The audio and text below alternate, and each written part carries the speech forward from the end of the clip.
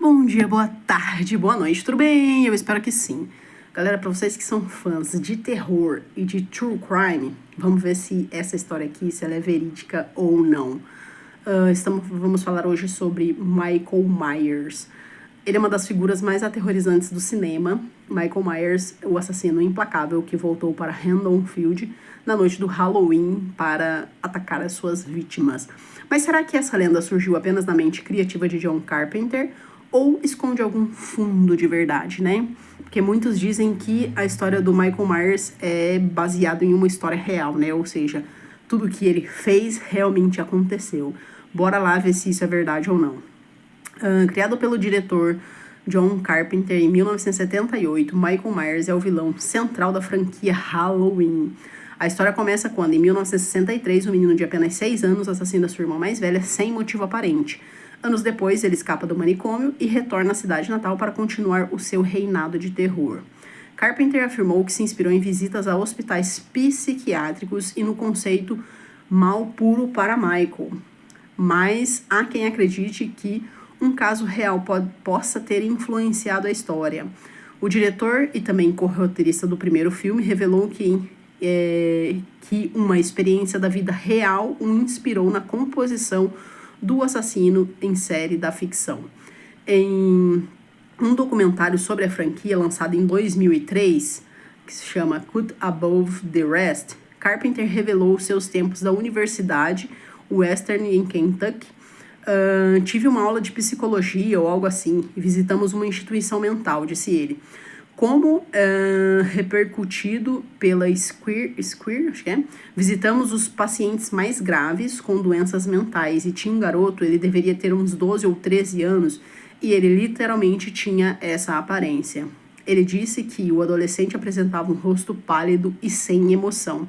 Além disso, ele tinha olhos escuros, descritos pelo diretor como olhos do diabo, e que o que estava por trás dos olhos do menino era pura e simplesmente malvado, disse ele. No momento em que foi chamado por Irving Yablans, produtor de cinema, com a ideia de criar um filme de terror que se passa na noite do Halloween, Carpenter logo recordou do menino que viu na instituição. Ele disse: "Foi perturbador para mim. Foi a história mais assustadora que eu já vi como um estranho." No entanto, John Carpenter sempre deixou claro, Michael Myers é uma metáfora do mal inexplicável, não um retrato direto de um assassino real. Seja ficção ou não, Michael Myers se tornou um dos ícones de terror, inspirando gerações de filmes de slasher e aterrorizando plateias por mais de 40 anos. Sua máscara branca e seu olhar vazio são símbolos de um pesadelo que nunca morre. E aí, você acha que um assassino como Michael Myers poderia existir na vida real? Ou ele é apenas o reflexo dos nossos medos mais profundos? Deixa aí nos comentários o que você acha, se o Michael Myers é um reflexo desses nossos medos ou se ele realmente foi inspirado em alguém. Apesar de Michael Myers ser ficção, algumas teorias ligam o personagem a crimes reais. Um dos casos mais citados é o de Stanley Steers, um paciente de uma instituição mental nos Estados Unidos que cometeu assassinatos brutais no ano de 1970. Porém, eu fui procurar sobre isso e essa história também pode ser uma ficção, porque não tem nada falando sobre. Outra possível inspiração é o infame carniceiro de Plainfield, Ed Gein, que também influenciou Psicose, O Silêncio dos Inocentes e Leatherface, O Massacre da Serra Elétrica. O do Ed Gein é verdadeiro. A perturbadora história de um dos mais macabros assassinos em série da história americana. Na verdade, o Ed Gein, ele não foi um assassino em série, né? Porque, se eu não me engano, ele teve 2 vítimas.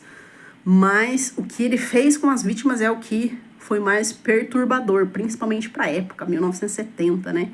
O maníaco foi responsável por um banho de sangue que provocou choque e medo em toda a cidade rural de Wisconsin, interessado em canibalismo, violência e anatomia feminina. Ed Gein cometeu crimes terríveis após a morte da sua mãe. Esse filme, sim, o Ed Gein, é o nome do filme, foi baseado na história real, né? Gein era um homem solitário que vivia em uma fazenda isolada com a sua mãe, Augusta, uma fanática religiosa que ensinava para o Ed que todas as mulheres, exceto ela, eram prostitutas pecadoras. Então, a mãe já tinha ali alguns problemas psicológicos, né? O o Ed Gein reconheceu como ele ter feito, né, foi Bernice Warden, em 1957. Ele tirou a vida dela a tiros, né, e arrastou o corpo dela e usou ali a faca para tirar as partes, né, digamos assim. E Mary Hogan, em 1954. Ele também fez a mesma coisa, né, e o problema é o que ele fez com os corpos depois, né, que eu acho que eu vou deixar descrito ali, escrito mesmo para vocês lerem, que é uma coisa meio pesada de se falar. Ele também profanava túmulos, né? Antes dos assassinatos, Gein desenterrava corpos de cemitérios, principalmente de mulheres de meia idade que lembravam a sua mãe. Ou seja, a mãe já tinha algum problema psicológico e ele só piorou, né? Ele usava pele humana para criar artefatos, como máscaras, aventais e até colete de seios humanos. E depois temos aqui que os policiais descrevem como a Casa dos Horrores. Eles invadiram a fazenda dele em 1957. Encontraram as coisas que eu vou deixar descritas aí, que eu acho que para falar aqui talvez seja um pouco mais pesado. Mas, como a gente tem ali que ele usava a pele para fazer máscaras, daí foi onde o Carpenter tirou a ideia para o Michael Myers, né? Ele juntou ali, acreditamos, né, que ele juntou as duas ideias, não só a ideia dele ter visitado ali o hospital psiquiátrico, né, de ter visto o menino, mas ele tirou a ideia aí também porque o Michael Myers usa a máscara, né, então provavelmente foi essa junção aí, né. E vou deixar aqui pra vocês aí as coisas que ele fez, que são quatro linhazinhas aí pra vocês lerem, e são coisas perturbadoras. Gein foi declarado insano e enviado a um hospital psiquiátrico, ou seja, a mãe dele já tinha problema e ele também tinha problema, né? Por isso que ele acabou fazendo essas coisas aí, né? Nunca foi condenado formalmente pelos assassinatos devido à sua doença mental, né? Ele morreu em 1984 de causas naturais e Gein não era um serial killer típico. Ele matou ali poucas pessoas, mas o seu fascínio pelo corpo humano, né, tornou ele lendário ou assustador, ou um pouco... A gente fica um pouco enojado, né, quando a gente ouve esse tipo de história. A casa dele foi queimada em um incêndio criminoso em 1958, justamente para evitar o turismo do terror, porque vocês vão ver algumas coisas ali que tinha quando eu descrevi ali para vocês. Então, assim, provavelmente algumas pessoas iam querer visitar para ver essas coisas aí que ele fez, né? Sua história é tão perturbadora que virou lenda urbana em Wisconsin.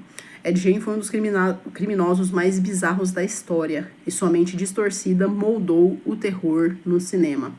Se você já assistiu Psicose ou Halloween, agora você sabe que por trás das histórias há um fundo de realidade, né? É ainda mais assustador do que a ficção, porque o que o Ed Gein fez é muito mais assustador do que a gente pode ver, porque a gente sabe que isso realmente aconteceu, né? Não é uma história inventada, né? Não é um personagem, ele realmente fez isso. E aí, você já conhecia a história por trás desses filmes? Se você gostou, compartilha, comenta, manda para as pessoas que você sabe que gostam desse tipo de assunto. E você sabia que o Michael Myers, na verdade, é uma ficção, ele não foi baseado em um caso só, né? Foi uma junção ali de coisas que criou o Michael Myers. Bom, espero que vocês tenham gostado do vídeo e até o próximo vídeo.